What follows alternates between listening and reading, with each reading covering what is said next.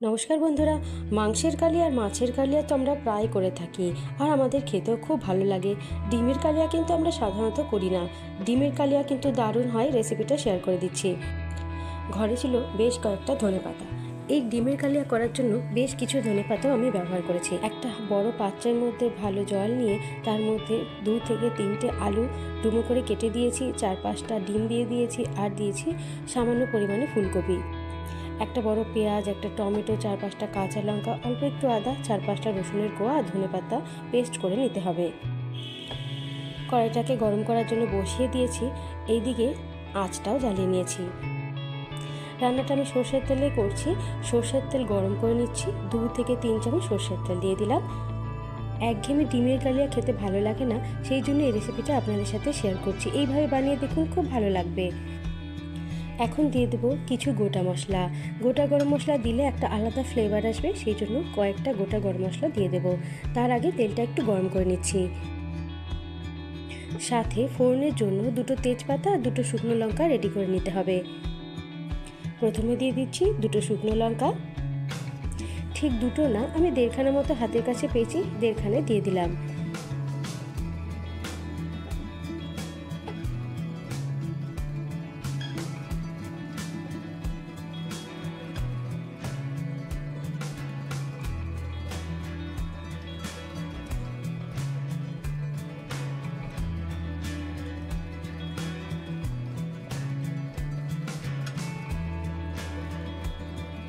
দুটো এলাচ, 2টো লবঙ্গ, অল্প একটু দারচিনি আমি থেতো করে নিচ্ছি।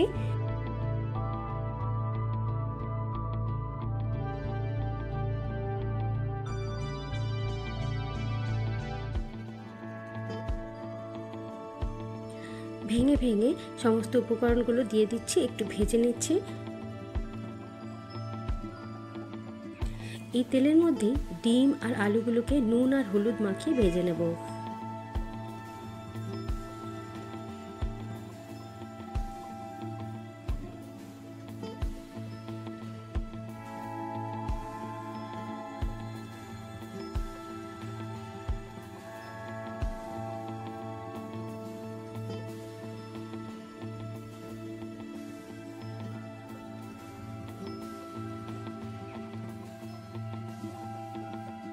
ভাজা ডিমগুলোকে আর আলুগুলোকে তুলে নিয়ে পেস্টটা আমি দিয়ে দিলাম।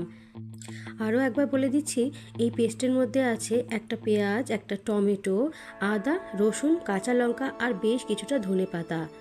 ধনেপাতা এতটা পরিমাণ দিতে হবে যাতে সবুজ কালারটা আসে। আর দিয়ে দিলাম সামান্য একটু জল। শুরু হয়ে গেল কষানোর পালা। তেল ছাড়া অবধি ভালো করে কষিয়ে নিতে হবে।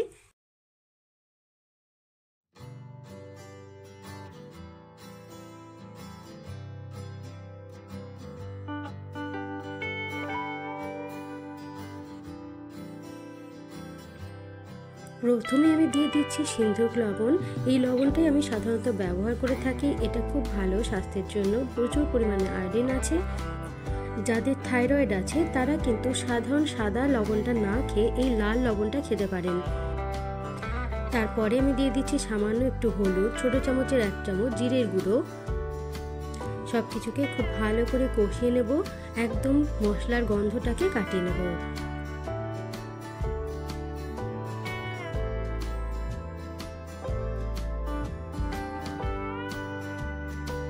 যেহেতু কালিয়া বানাচ্ছি, সেই জন্য কালিয়ার মধ্যে একটা ফ্লেভার আনার জন্য আমার পছন্দের একটা মশলা দিয়ে দেব। সেটা হচ্ছে কিচেন কিং মশলা। ছোট চামচের 1 চামচ দিলেই যথেষ্ট।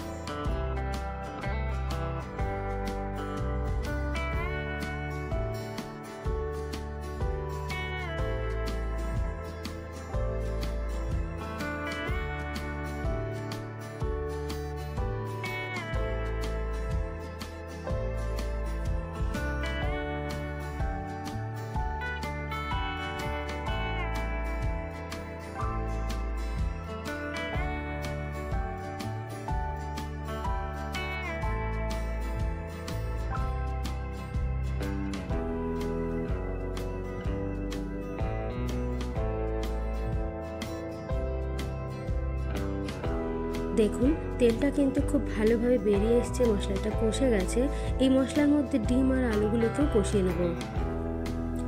ডিম আর আলুগুলোর সাথে কিন্তু ফুলকপিগুলোকেও দিয়ে দিয়েছি। ফুলকপিটা আমি সামান্য পরিমাণে দিয়েছি এবং ডিম আর আলুর সাথে ভাপিয়ে নিয়েছিলাম। অন্যদিকে একটা পাত্রে বেশ কিছুটা জল আমি গরম করে নিয়েছি। গরম জল দিলে রান্নার স্বাদটা বজায় থাকে। যেহেতু আলুগুলো সেদ্ধ হয়ে গেছে, গরম জল দিলে আলুগুলো ঠান্ডা হয়ে শক্ত হয়ে যাবে না, আর ঠান্ডা জলটা দিলে আলুগুলো কিন্তু ভেতরে শক্ত হয়ে যায়। সেই জন্য গরম জল ব্যবহার করাই ভালো। রান্নাটা প্রায় হয়ে এসছে। খুব ভালোভাবে কষিয়ে নেওয়ার পরে খাওয়ার জলটা দিয়ে ভালো করে ফুটিয়ে নিয়েছি। বেশ কিছুক্ষণ ফোটানোর পরে সব শেষে অল্প একটু গরম মশলা আর ঘি দিতে পারেন। আমিও ঘরে বানানো সামান্য একটু গরম মশলা আর ঘিটা দিয়ে দেবো। মোটামুটি 1 চামচ ঘি দিলেই হবে। লবঙ্গ, দারচিনি, এলাচ, এর মধ্যে সামান্য একটু জায়ফল আর জয়িত্রীকে শুকনো খোলায় ভালো করে ভেজে নিয়ে পেস্ট করে রেখেছি। এটাই আমি রান্নায় ব্যবহার করে থাকি। যখনই বিরিয়ানি জাতীয় অথবা কালিয়া জাতীয় রান্না করে থাকি তখনই সামান্য মশলা দিয়ে থাকি। আর যখন কোনো সাধারণ রান্না করি তখন কিন্তু জিরে আর জিরে বাটা দিয়ে অথবা জিরে গুঁড়ো দিয়েই রান্না করতে পছন্দ করি। তো তৈরি হয়ে গেল ডিমের কালিয়া। ঠিক আমার পদ্ধতিতে কেমন লাগলো অবশ্যই কমেন্ট করে জানাবেন। ধন্যবাদ।